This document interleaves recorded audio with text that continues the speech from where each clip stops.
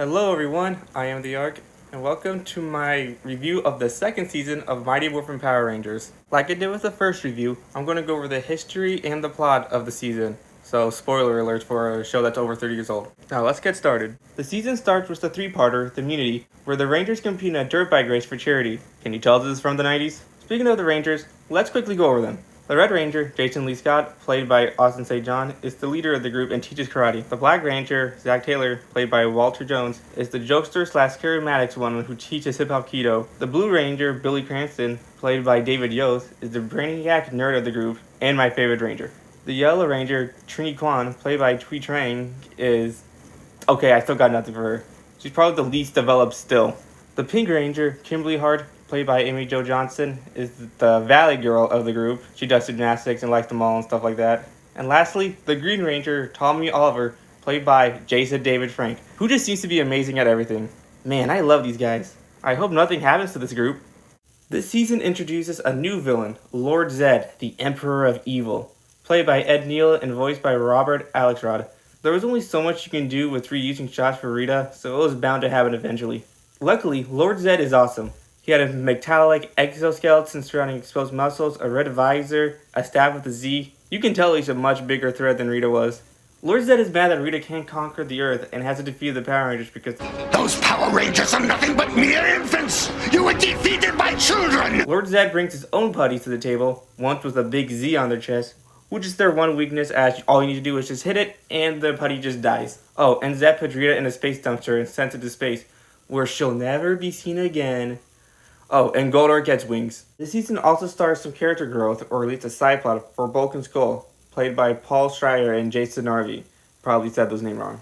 After being saved by the Power Rangers, they decide to find out who the Power Rangers really are and unmask them. It's a fun side plot and honestly one of the best part of the episodes. Much better than what they were in season 1. Their failures are actually really funny, like Wile E. Coyote kind of funny. They actually get pretty close too, but I'll talk about that later. This season also fixes the biggest problems I had with the first season. We actually have a storyline that has an impact over the overall season. The Green Ranger's temporary powers are starting to run out, and this plotline goes for at least a fifth of the season. But let's start with the three-parter. Zed summons a monster called Piranha's Head and freezes the Zords, taking control of the Transaurus and the Dragon Zord.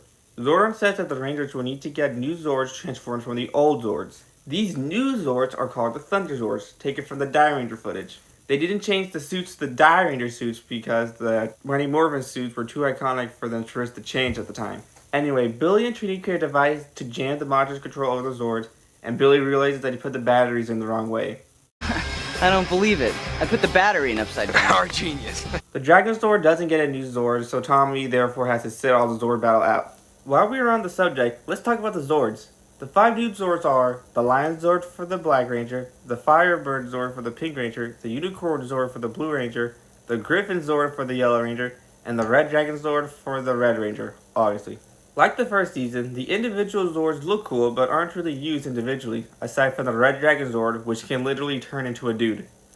The Thunder Megazord is actually really cool. It looks like a samurai. Anyways, the Rangers defeat the monster and now Saban can sell more toys. The season continues with the usual one-off episodes that don't mean much, except for Tommy. Each episode has Tommy have some form of struggles with his powers, and you can see Tommy and the Rangers get worried about him. It made me really excited, and I actually wanted to binge the season, which wasn't the case with season 1. Oh, and there was also Richie. He was there. What did he do? I don't know, but he was a love interest for Trini until he left the show. But I should say that Maurice Mendoza, the actor who played Richie, died in 2013 by suicide. May he rest in peace. There was also Curtis, Zach's cousin. He was there too. What did he do? I also don't know, but he did have more importance in episodes that focused on Zach because Angela didn't return this season. Curtis also left the show.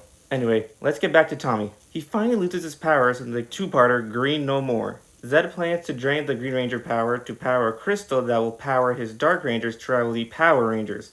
That's a lot of power. These Dark Rangers are actually just some jerks that are bigger bullies than Bulk and Skull. I would also like to say the concept of evil Rangers has been done before, especially in this season, so I hope you like Ranger vs. Ranger action. But the unique part about this time is that they aren't just clones or putties / monsters in disguise. They are actually different people. They are teenagers with attitude, but instead of being good, they are evil. It's actually pretty cool and shows just how much more thought and strategy Zed has compared to Rita, especially in creating evil anti-Rangers. It's a shame that they look like this. What even is this? Why do they look like this? Were the only ideas for you guys just tights? They look like they should be some knockoff Power Ranger movie, not here. What was this two-parter about? Oh right, Tommy. So Tommy gets his powers drained and has to fight Goldar, who pretty much just calls him a loser. Tommy manages to beat Goldar, shatters the crystal, which gives him enough power for one last fight, and he frees the Dark Rangers from embarrassment. The Rangers manage to beat the Monster of the Week and make friends with the Jerks, which somehow stops them from being bullies, and Tommy leaves again. That really wasn't as cool as it could have been, but I guess it did the job. Luckily for us, there's some good follow-up in the next episode, Missing Green, where Jason feels guilty that he didn't get the green candle last season, which would have made Tommy still have his powers. So Zed decides to take advantage of this guilt and make candles for the other Rangers to drain their powers. Why didn't he make one for Jason? I don't know. How did he manage to do this? I don't know either. But it works, and Jason saves the day, gets his French powers back, and Tommy then writes a letter to Jason telling him not to worry. Anyways, the season continued without Tommy for a while until the next two-parter, White Light, in which Tommy says he's coming back and everyone's all happy. Meanwhile, Zordon and Alpha decide that since nothing's going on, they'll just leave the command center and work on a secret project without telling anyone. Meanwhile, Tommy gets teleported away. Meanwhile, Zed transforms a statue into a monster. Meanwhile, again, Rita stumps her somehow ends up with Bulk Skull, who try to get it open, hoping that it would reveal the secrets of the Power Rangers. After getting wrecked by the monsters, Billy discovers that Zordon and Alpha are working on a new Ranger, which they are understandably upset about, but honestly they could use the help. Zordon and Alpha reveal to the team their new leader of the Power Rangers, the White Ranger, Tommy Oliver. Sorry, Jason, you're not the leader anymore. Why the change in leadership, considering the fact that Tommy has less experience of being a Power Ranger? I don't know. Actually, I do know. It's because he's Tommy. Oh, and Tommy gets a talking sword called Saba, which doesn't even talk all that much in the season. Anyways, Tommy defeats the monsters with his new White Tiger Zord and gets a cool new theme song. The Rangers also put Rita back in the dumpster and take her away before she can tell Bulk and Skull who the Power Rangers are, and send her away where she'll never be seen again. Also, in case you didn't know, the White Ranger suit is from Die Ranger, and his Zord is from the same Sentai season as the Thunder Zords, so everything works out. Since I didn't write about it earlier, I'm going to talk about it now. The White Tiger Zord is honestly pretty cool. It has two modes, one which is just the regular White Tiger and isn't used much, but it can transform into Warrior mode, which is another dude with a sword. But it still looks cool like the Thunder Megazord, and even better, it can combine with the other Thunder Zords aside from the red one to create a new Zord. Isn't that cool? I think it is. I should also say that throughout the season, Jason, Trini, and Zach slowly have less screen time compared to Billy, Kimberly, and Tommy. This is because Jason, Trini, and Zach aren't actually there. I had this whole thing written about why they aren't there and why they left the show, but I think I'm going to point you to FanWord so Sensei John and Walter Jones can explain why they left Power Rangers. But for the short version, it's about money. They weren't paid all that well, negotiations didn't work out, and they left, as you know. What makes it worse is that it happened mid-season, and they hadn't finished filming some sequences yet, so they had to use stock footage and pre-recorded lines for them. If they couldn't get a voice line that worked when they were morphed, they got someone else to voice them. The voice actors for Jason and Zach fooled me, but the voice actors for Trini broke the illusion, and then after that, the illusion just broke for all three of them. It should also be said that every episode that pretended to have Jason, Zach, and Trini wasn't very good, especially since Jason was basically the main character, which is why Tommy became the new leader of Power Rangers. This was also the time where Curtis and Richie left the show, as they had no purpose anymore. What a waste of two good characters. But hey, at least this also gave us Kimberly giving her impression of Rita. Queenie! These clothes are wrinkled! I deserve better! Continuing on with the plot, there's an upcoming peace conference and 3 teenagers will be chosen to represent Angel Grove. And they just wonder what will happen to the team if any of them get chosen. To build to that, there's a 3-parter called Ninja Encounter, where we meet 3 new characters, Rocky, Adam, and Aisha. They are from Stone Canyon, which are the neighboring rivals to Angel Grove, and they are here to compete in a ninja tournament. I don't like this 3-parter. Do you want to know how this 3-parter goes? The Rangers are having a picnic, and with the power of stock footage and not showing faces, Jason, Zach, and Trini get to be there and then leave. We are then introduced to Rocky, Adam, and Aisha, and then we get a 3-minute chase sequence because a baby is rolling down a hill, and the only ones who chase are the Rangers, these new guys, and also Bulk and Skull. The baby is saved, the new guys win the ninja tournament, and then they get kidnapped by Goldar so they can work for Zed, like what happened with the Dark Rangers. They try to escape, but all their attempts fail. The Rangers, for some reason, split up so that the ones who aren't actually there go fight a monster, while the ones that are actually there go save the new teens. Also, the instructor or whatever for the new guys get kidnapped too. So Bulk and Skull decide to take care of the baby. The Rangers that went to fight the monster get into trouble, so the Rangers who are trying to save the kidnapped people have to stop to help them. Then they manage to deal with the monster enough so they can split up again. But guess what? The Rangers need help again, so the rescue mission is put on hold. This happened like 3 times or whatever. And so much stock footage is used that it makes me think that this didn't need to be a 3-parter. Finally, the monster is defeated, everyone is saved, and Rocky, Adam, and Aisha learn the identities of the Power Rangers but agree to keep it a secret.